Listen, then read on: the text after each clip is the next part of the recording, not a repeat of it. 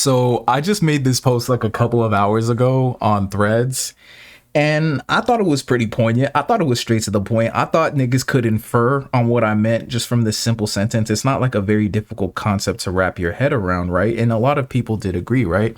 Opening the DAW is the secret. Opening the DAW daily is the secret to being a great producer, is the secret to a great producer, right? People agree. There's even someone talking about how it's one of the biggest challenges, which is like, that's life, right? Consistency is one of the biggest challenges, whether it's improving how you relate to people and not getting so emotionally overworked by every single thing that comes your way, not necessarily not having a emotional reaction. Like, no one wants you to be a stoic robot for the most part, except for like those, you know, alpha male type guys. I don't think that's a very like normal way to be a human being though, but more so not being controlled by your emotions, not being driven to violence or exacerbation by your emotions, right? Being able to control your response to things and being able to actually dictate how you respond instead of the circumstance dictating how you respond. Fitness is the same way, right? It's not about doing it once, it's about being consistent. And that's the fucking hardest part about being fit. It was the same when I was playing sports. It's like literally manifest in every aspect of like consistency is like the most difficult thing. I 100% agree. Other people agreeing. But then we get to this guy, which I think is just interesting because, for one, I hate these kinds of producers, bro. Like, absolutely, I hate these kinds of people, bro. People that just need to be contrarian, people that need to misread everything, which, bro, that's really most of social media at this point, right? And it's so funny. I remember this post on Twitter, like literally years ago, of this one guy. It was like a music producer or a music executive who was like, niggas love being contrarian without understanding that contrarian is just riding dick in reverse cowgirl. Like it was the funniest thing ever. And I think it very accurately describes these like assholes under the guise of being a contrarian, right? And I'm not calling this guy an asshole. I think he's just being contrarian. I don't hate this guy. I dislike when people do shit like this, right? He goes on to say, it's not true. I've seen people do it for years and still suck. And then I kind of post this Big Sean gif like, all right, nigga, like you're obviously misreading the fucking one sentence on purpose. You're not using context. You're not critically thinking about this statement. And then he goes on to talk more, talking about I'm dead ass. I've seen it. And if you've been in enough studios, you've seen it. It's like, okay. Everything isn't for everybody. All right, bro. I used to play basketball all day. Still not that great at it. Okay. Right. But since I have to explain this one sentence for the guy who has no critical thinking ability, apparently, let me like make it a little bit more clear for the people who I'm actually talking to, right? Fucking obviously, right? If you play basketball every day, like pickup at the YMCA or LA Fitness, you're probably going to increase your stamina, right? And just through exposure, you might become a better passer. You might get a little bit more accurate at your shooting. But to become an actually better shooter, right, you've got to practice the mechanics. You've got to, work on tucking your elbow. You've got to work on your wrist flick. You've got to work on your follow through. You've got to work on the bounce on your jumper, right? If you want to get to be a better ball handler, you've got to practice your dribble, your tween, your hezzy, your behind the back, bro. Like, you've got to work on skills. You've got to do cone drills. You've got to learn how to drive to the basket with both hands, right? You got to practice skills, right?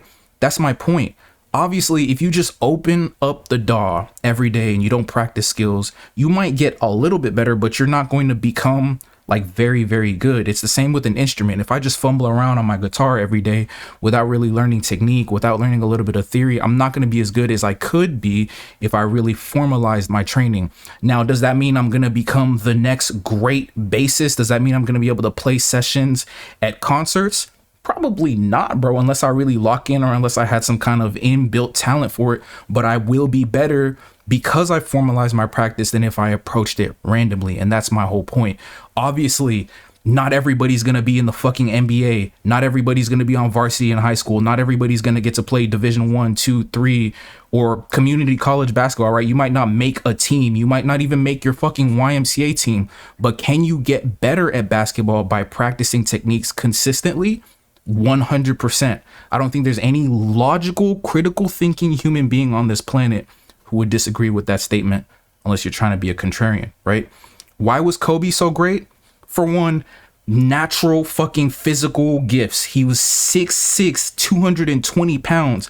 That's a big ass shooting guard. I don't know if you know, that's a really big fucking shooting guard. But also, and then I mean, he had other physical gifts like an insane vertical, insanely fast, insanely intelligent human being, but also he practiced every day for hours before everybody, after everybody, for longer than everybody. For over a long enough period of time, bro. That's what made Kobe really stand out. He was great. He was going to be a good player no matter what. He was always going to be a good player.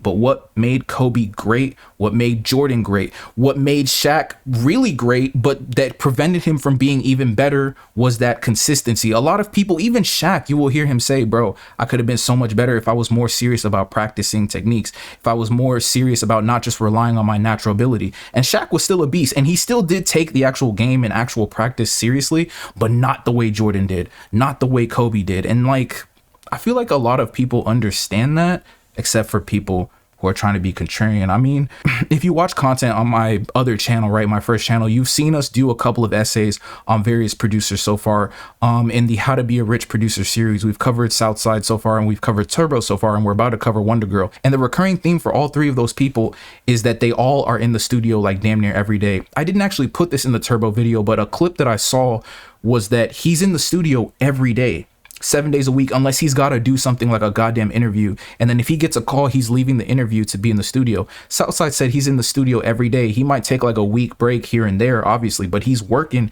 in the studio every day. We covered that in those videos, and I'll link that below in the description. I might even show the Turbo clip if I can find it, if I care enough, but really I don't, and I don't really feel like editing this video any more than I have to. The point being that, like, bro, obviously if you just bullshit, if you practice bullshit every day, obviously you're going to get bullshit out. But if you are deliberate in your practice and you practice consistently, you're going to get better. So don't be this guy, right? But more importantly, don't have this attitude, right? Like, have faith in your ability to get good at shit as a human being, right? Because that's how we do anything as human beings. You got good at walking, talking, your ability to think by literally mimicking other people and then practicing what you mimicked over and over again until you could do it. So that's how you can develop thinking patterns, but that's also how you can undo bad thinking patterns and things like that. So just something I wanted to rant about, because that's what I want to use this channel for as well. I'm really passionate about topics like this as they relate to creativity. So let me know what you think down below. Like and subscribe for more, and I'll see you in the next video. Peace.